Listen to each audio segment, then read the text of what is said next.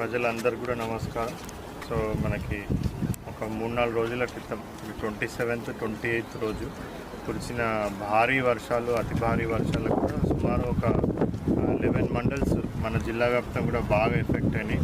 ఒక 2-3 మండల్స్ అయితే మనకి ఆల్మోస్ట్ 200 mm 2 రోజుల వరకు, ఒక మండల్ అయితే 300 mm 2 రోజుల వరకు కూడా మనకి వర్షాలు పడడం జరిగింది. మరి దాంట్లో అంత అతి భారీ వర్షాలు ఒకటేసారి పడడం వల్ల చాలా పెద్ద ఎత్తున మనకి నష్టం అనేది జరిగింది. ఎస్పెషల్లీ ఈ రోడ్స్, కల్వర్ట్స్, కాజ్వేస్, బ్రిడ్జెస్ చాలా ప్లేస్లలో, so R N B roads, PR roads, national highway roads, so ఏ రోడ్ అని కూడా తేడా లేకుండా కూడా ఎక్కడెక్కడైతే మనకి ఈ ఫ్లోస్ ఉన్నాయో అవన్నీ కూడా ఓవర్ఫ్లో కావడం, ఆ రోడ్ పై నుంచి, బ్రిడ్జ్ పై నుంచి కూడా పోవడం, చాలా పెద్ద ఎత్తున మనకి ఈ ప్రాపర్టీ డ్యామేజ్ అనేది కూడా, ఇన్ఫ్రాస్ట్రక్చర్ డ్యామేజ్ అనేది జరిగింది. అంటూ RNB department, irrigation department, so వీళ్ళందరూ కూడా ఎక్కడెక్కడైతే మనకి డ్యామేజెస్ జరిగినా అవన్నీ కూడా అసెస్మెంట్ చేస్తూ ఉన్నారు.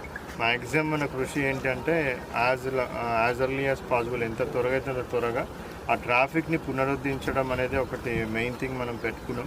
సో చాలా మటుకు మనకి పిఆర్, ఆర్ఎన్బి రోడ్స్ చాలా ప్లేస్లో ఆల్రెడీ మనం మళ్ళీ టెంపరీ అరేంజ్మెంట్స్తో ట్రాఫిక్ మళ్ళీ స్టార్ట్ చేయడం జరిగింది.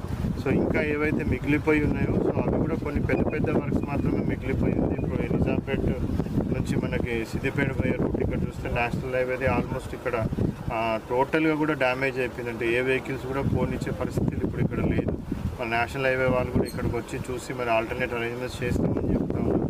సో ఇటువంటి తప్పితే ఇంకా వేరే దగ్గర అన్నింటిలో కూడా మనం చిన్నవన్నీ కూడా రిస్టోరేషన్ చేయడం జరిగింది. మన ప్రభుత్వం కూడా, ఆనరబుల్ సీఎం గారు కూడా మొన్ననే ఇన్స్ట్రక్షన్స్ చేయడం జరిగింది. ఎక్కడెక్కడైతే మనకి డ్యామేజెస్ జరిగినాయో మరి ఇప్పుడు టెంపరీ రెస్టోరేషన్, అదేవిధంగా పర్మనెంట్ రిస్టోరేషన్స్ కూడా ఎస్టిమేట్స్ వేసి పంపించమని చెప్పడం జరిగింది. ఎస్టిమేట్స్ వేసి మళ్ళీ గవర్నమెంట్కి సబ్మిట్ చేయడం జరుగుతుంది. అదేవిధంగా పంట నష్టానికి సంబంధించి కూడా, సో ఎక్కడెక్కడైతే మనకి వాటర్ ఇనిండేషన్ అయిందో, సో ఆ వాటర్లు మునిగిపోయినాయి చాలా ప్లేస్లో పంట. కొన్ని ప్లేస్లో ఫ్లో ఎక్కువ చేసి మొత్తం చెరువు మట్టి అదంతా కూడా, ఇసుక అదంతా కూడా ఇసుక పేటల్లాగా మొత్తము శాండ్ కాస్టింగ్ అంతా కూడా కొన్ని అగ్రికల్చర్ ల్యాండ్స్లలో రావడం జరిగింది. మరి వ్యవసాయానికి సంబంధించి కూడా ఎంతైతే నష్టమైందో అగ్రికల్చర్ ఎక్స్టెన్షన్ ఆఫీసర్స్ అందరినీ కూడా ఫీల్డ్కి వెళ్ళి వెరిఫై చేసి మరి పంట నష్టాన్ని కూడా అంచనా వేయమని చెప్పడం జరిగింది. వాళ్ళ ఆ పనిలో కూడా వాళ్ళు ఉన్నారు.